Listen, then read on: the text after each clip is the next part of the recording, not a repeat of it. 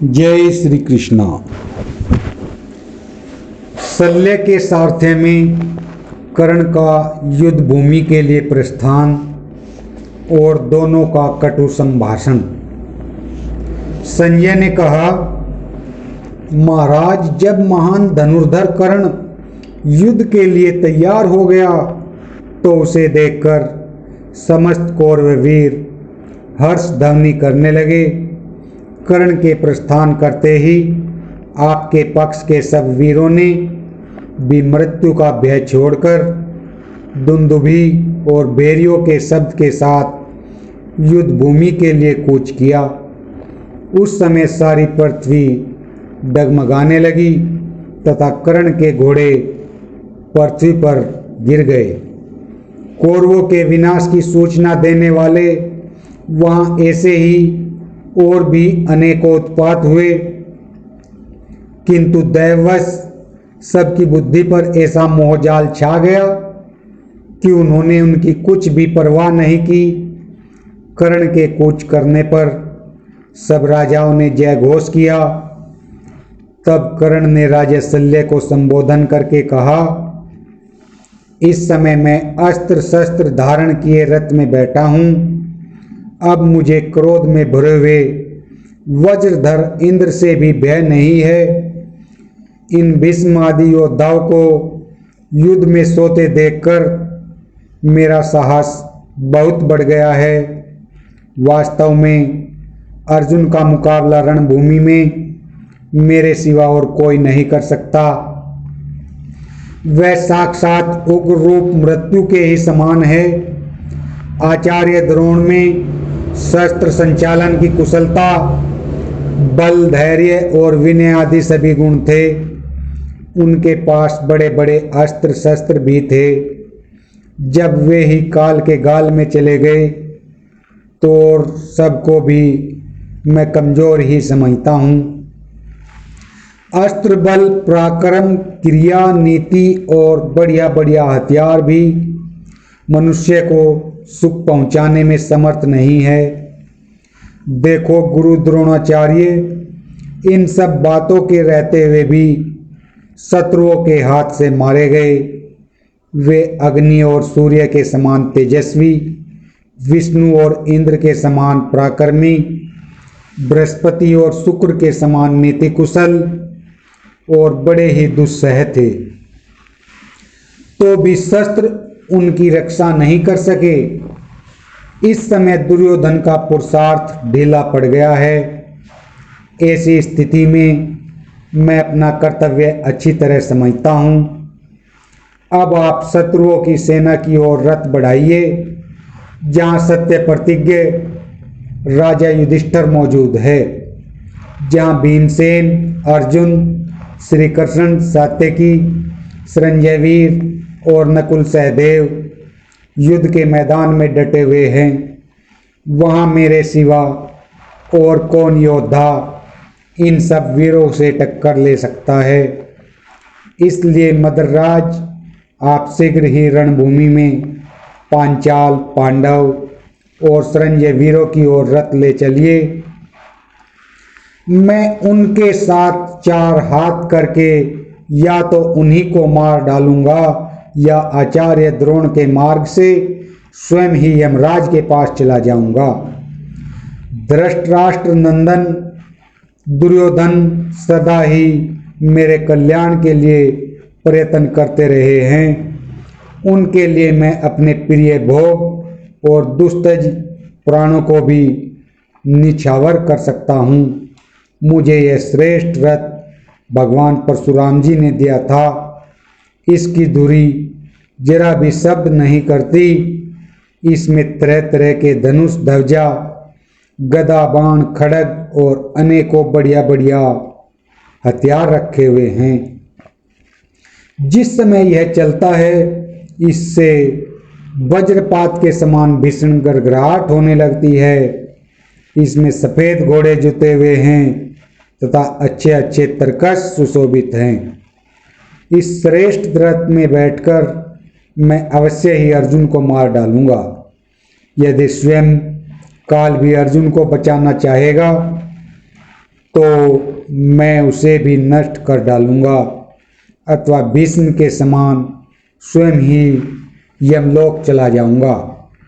अधिक क्या कहूं, यदि उसकी रक्षा के लिए यम, वरुण, कुबेर और इंद्र भी अपने अनुयायियों सहित एक साथ मिलकर युद्ध भूमि में आएंगे तो मैं उसे उन सब के सहित परास्त कर दूंगा।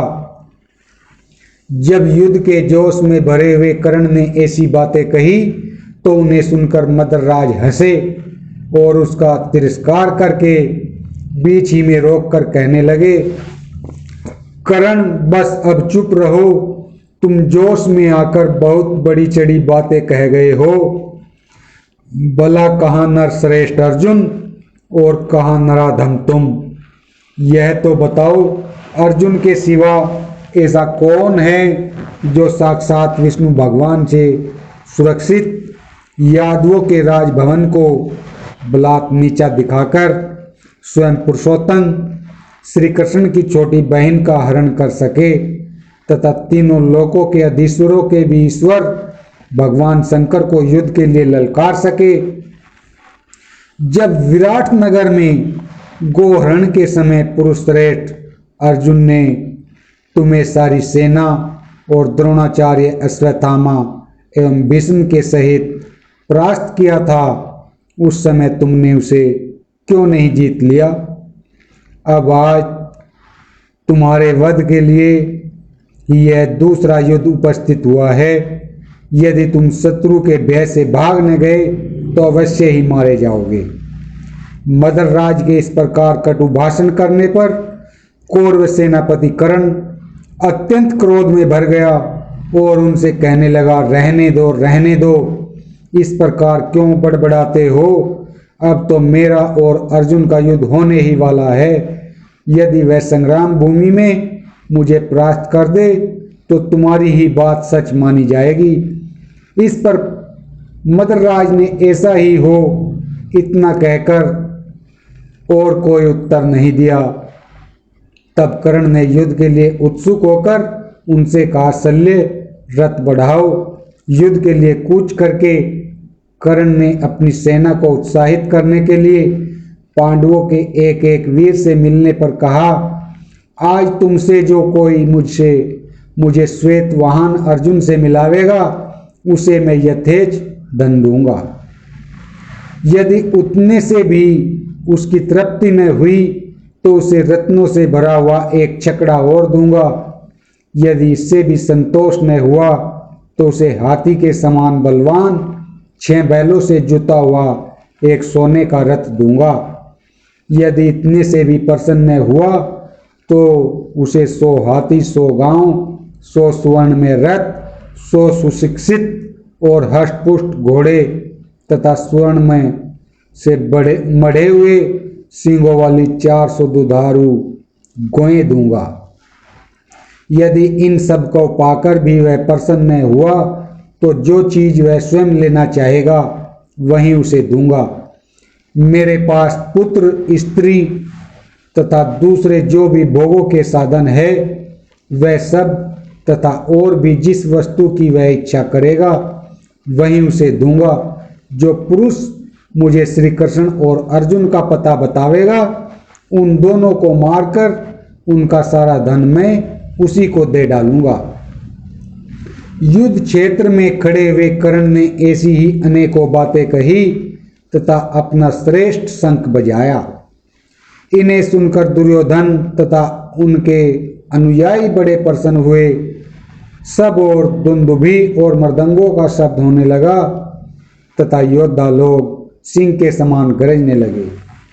तब मदरराज शल्य ने हंसकर कहा, सूतपुत्र, तुम्हें हाथी के समान बलवान 6 बैलों से जुता हुआ सोने का रथ देने की आवश्यकता नहीं है। अर्जुन तुम्हें स्वयं ही दिख जाएगा। तुम मूर्खता से ही कुबेर की तरह धन लुटाना चाहते हो। आज अर्जुन को तो तुम बिना यत्न किए ही देख लोगे।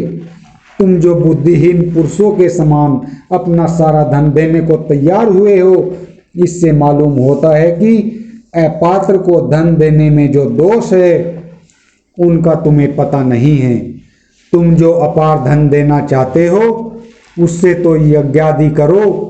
तुम मोहवश वर्ता ही कृष्ण और अर्जुन को मारने की इच्छा करते हो। हमने यह बात तो कभी नहीं सुनी कि किसी गीदड़ ने युद्ध में सिंह को मार दिया हो। तुम्हें करने योग्य और न करने योग्य काम के विषय में कुछ भी विवेक नहीं है। निसंदेह तुम्हारा काल आ पहुंचा है। कोई भी जीवित रहने वाला पुरुष भला ऐसी ऊटपटांग बातें कैसे कह सकता है। तुम जो काम करना चाहते हो वह ऐसा है जैसे कोई अपनी भुजाओं के बल से समुद्र पार करना चाहे अथवा पहाड़ की चोटी से कूदना चाहे। जब सव्यसाची अर्जुन अपना दिव्य धनुष लेकर सेना को पीड़ित करता हुआ तुम्हें पहने बाणों से पीड़ित करेगा उस समय तुम्हें पछताना ही पड़ेगा। जिस प्रकार कोई माता की गोद में सोया हुआ बालक चंद्रमा को पकड़ना चाहे उसी प्रकार तुम अज्ञान से ही रथ में चढ़े हुए तेजस्वी अर्जुन को प्राप्त करने की बात सोचते हो। जिस प्रकार कोई घर के भीतर बैठा हुआ कुत्ता वन में रहने वाले सिंह की ओर भौंके उसी प्रकार तुम पुरुष सिंह अर्जुन के लिए बड़बड़ा रहे हो। कर्ण वन में खरगोशों के साथ रहने वाला गीदड़ भी जब तक सिंह को नहीं देखता तब तक अपने को सिंह ही समझता है। इसी प्रकार जब तक तुम रथ पर चढ़े हुए श्री कृष्ण और अर्जुन को नहीं देखते हो तभी तक अपने को सिंह समझ रहे हो। जिस समय तुम्हारी दृष्टि अर्जुन पर पड़ेगी तुम तत्काल ही गीदड़ बन जाओगे। जिस तरह अपनी अपनी योग्यता के अनुसार लोक में चूहा और बिल्ली, कुत्ता और बाघ, गीदड़ और सिंह, खरगोश और हाथी, मिथ्या और सत्य तथा विष और अमृत प्रसिद्ध है उसी प्रकार सब लोग तुम्हें और अर्जुन को भी समझते हैं। शल्य के इस प्रकार तिरस्कार करने पर उनके शल्य सदर्श वाक्यों पर विचार करके कर्ण ने अत्यंत कुपित होकर कहा, शल्य गुणवानों के गुणों को तो गुणीजन ही परख सकते हैं, गुणहीनों को उनका पता नहीं लग सकता। तुम में कोई गुण तो है नहीं इसलिए तुम्हें गुणागुण का ज्ञान क्या हो सकता है। अजी अर्जुन के बड़े बड़े अस्त्र, क्रोध, पराक्रम, धनुष बाण और वीरता का जैसा मैं जानता हूँ वैसा तुम नहीं समझ सकते। मेरा यह भयंकर बाण मनुष्य, घोड़े और हाथियों का संहार करने वाला अत्यंत भीषण और कवच और अस्थियों को भी फोड़ डालने वाला है।